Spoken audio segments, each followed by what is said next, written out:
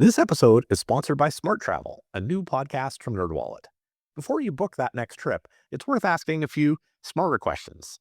Things like, does that travel card really justify its high annual fee?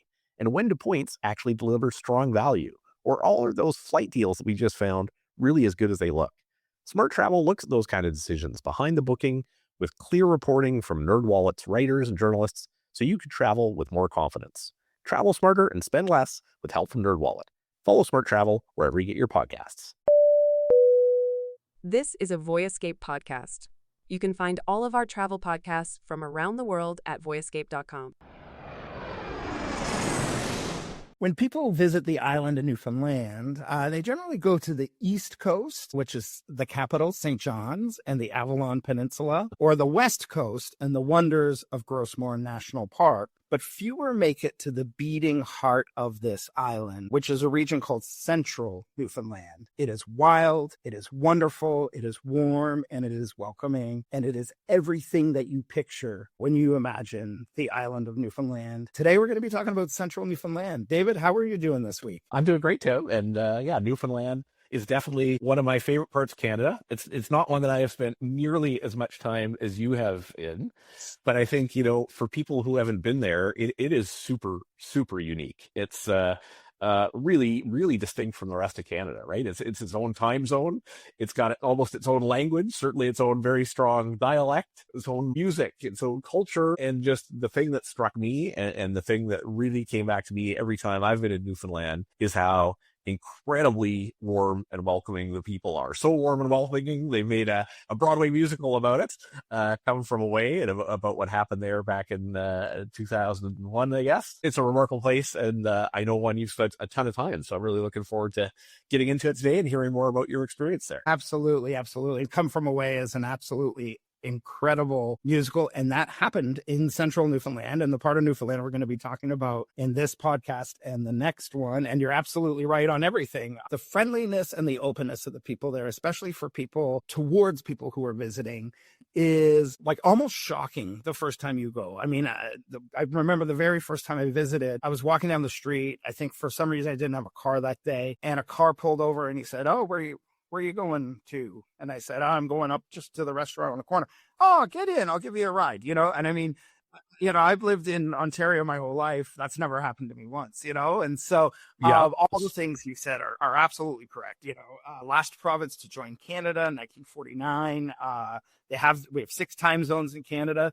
Their time zone is a half hour ahead of Atlantic time, an hour and a half ahead of Toronto, New York, Miami. It's called Newfoundland time, and just really interesting Irish and English influence dialects and accents all over the province. And so I have spent, I was trying to count it up, about 6 or 7 months of my life in the province of Newfoundland. I was the travel writer in residence. Travel writer in residence, weren't you? Yeah, that's right. Yeah, and spent 3.5 months just exploring every nook and cranny and tiny little town. And loved I didn't have a bad day. 3.5 months, I did not have a single bad day in Newfoundland, and just a wonderful, wonderful time. And now I've been back. I was back for a month a couple of years ago, and I was back for a couple of weeks just in Central last year, and loved my time. I've been to Central before, but loved my time exploring that part of the province even more. Well, I would think as the writer in residence, I mean, somebody who the Newfoundland brought out to really spend such an extended period of time doing travel writing there, you probably know this province better than almost anyone. And this is, as you say, a part of Newfoundland probably not a lot of people get to. Yeah, I mean, it's a few hours drive. There's 2 airports in Newfoundland. One is in Deer Lake, which is in the western part of the province. Well, there's one at Gander, which is in Central Newfoundland, but it doesn't get a lot of international or flights, mostly interprovincial. There are flights I believe, from Montreal and Toronto, but the 2 major airports are in Western Newfoundland and Eastern Newfoundland.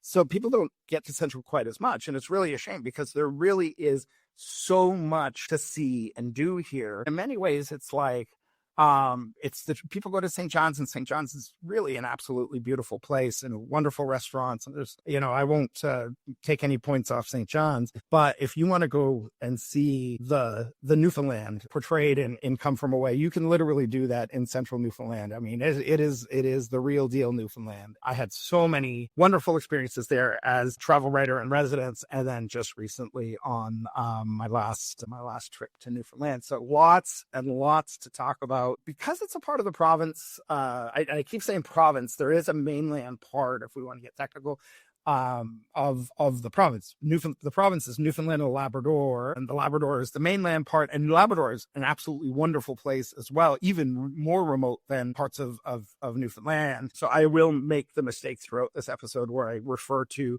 Newfoundland as a province, but the whole province is Newfoundland and Labrador. But Newfoundland is the island part of that province. Anyway, just a footnote, but there's so much to do in Central that we cannot contain it in one episode. Maybe I'll start with a couple activities and then how they relate to the other two categories that we generally cover on this podcast, which is where to eat and where to stay. And then maybe part two, we'll just continue with the activities. How does that sound? That sounds great. So let's dive right into it, and let's start off with, what's one of your favorites? I had just really a remarkable day just north of one of the main towns in central Newfoundland, which is called Grand Falls, Windsor. You can go up and past Lewisport, which is another town to the coast, get on a boat and go out to a place called Exploits Island. And in Newfoundland, the history is long. I mean, it goes back, I believe, to the 16th century or even earlier. And so you had a lot of fishing communities that were isolated from the rest of, from the main part of the island. They were off the island on other islands. And that didn't matter in the past because most of the transportation was by boat.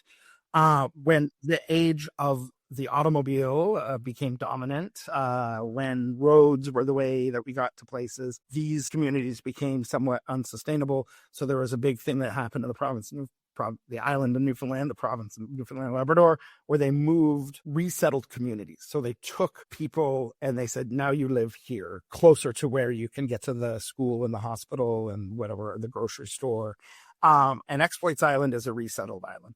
But what happened was people kept their property there. The property was not confiscated. And they use a lot of these resettled communities as summer cottages and cabins and go out there. And so Exploits is like that. And it is beautiful. So you still have lovely homes, cottages, cabins, and it is not reachable by road. And I had a wonderful, wonderful day going out to Exploits Island, hanging out with a guy who had been there for decades. And he took me out in his boat. We saw a whale, and we had a humpback whale, 10 meters from the boat. And for him, it was no big deal. It was like, oh, it's just another day, like seeing a squirrel in the backyard, oh, here's a humpback whale, And I just, did little hikes, walked through the community and heard the long history of the community, even went to the cemetery and heard the stories of the people who had lived and worked. And I mean, if you can picture it, it's just beautiful green island just surrounded by sea. I mean, something that you might think of, in Ireland or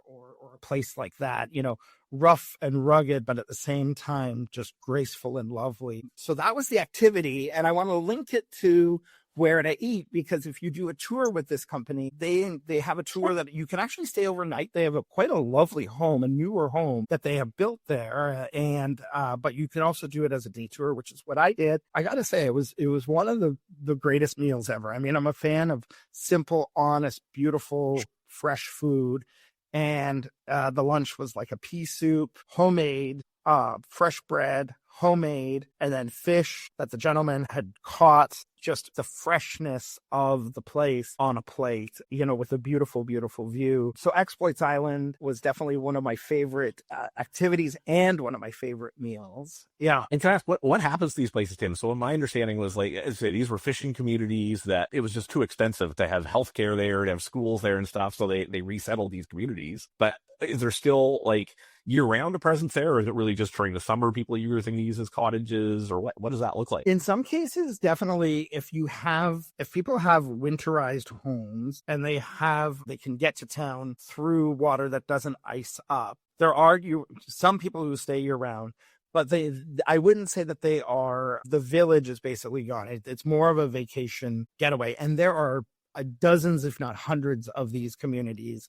across the island of Newfoundland. Yeah, and my understanding is that there's almost a bit of an element to them, kind of like the towns in Italy that have seen a bunch of outmigration, that you can go buy a house for $1 and rebuild it. That, it's not necessarily $1, but they're very, very inexpensive. That I know a lot of some former work colleagues who are Newfoundland expatriates who would buy a summer cabin in one of those out communities just to have their piece of Newfoundland that they can still own and have in their family. I definitely have at least one friend who, she's from Toronto and went out to Newfoundland. She's fallen, just like me, under the spell of the magic, of this place.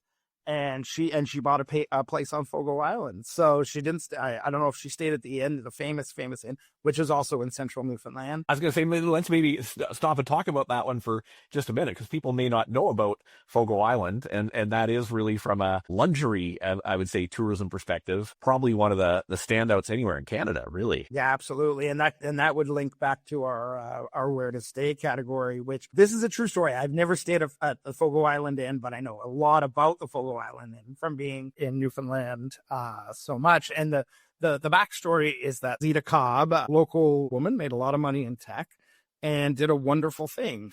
She moved home and she built this amazing inn. And again, I have not been there. I've only seen photos that overlooks Iceberg Alley, integrated the local community so people can go out cod fishing.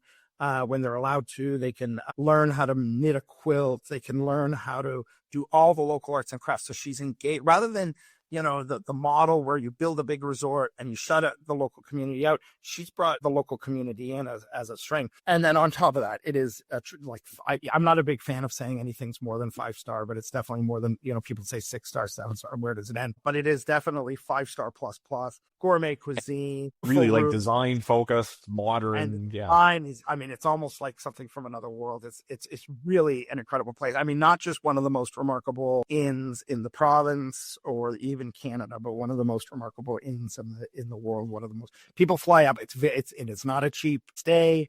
I believe that there is a minimum stay, but people fly in, and it's the kind of place where people fly in their private jets to the closest airport, and then maybe helicopter the rest of the way.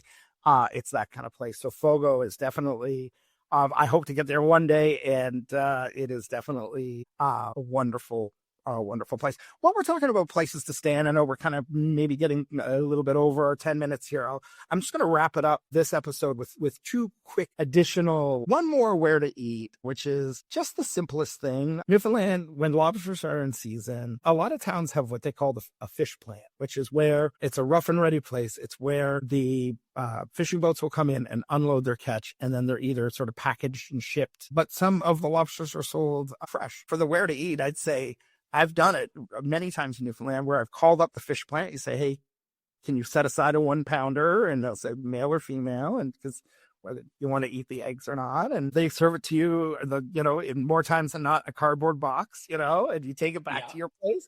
It's like $7 or $8 or something like that. It's like, and then, pair it with butter and maybe make up a little bit of a, corn on the cob on the side, whatever. And you've got a beautiful, beautiful meal. So again, simple, fresh, and beautiful. And I'm just going to mention a couple other places to stay. There's a carriage house in Grand Falls, Windsor, wonderful little B&B. And it's the kind of place where you meet other people gather and share their experiences, sort of like going on safari, where everybody comes together in the common room and just in chats about what adventures they had a nice stay in Gambo, birthplace of Joey Smallwood, who was kind of the leading light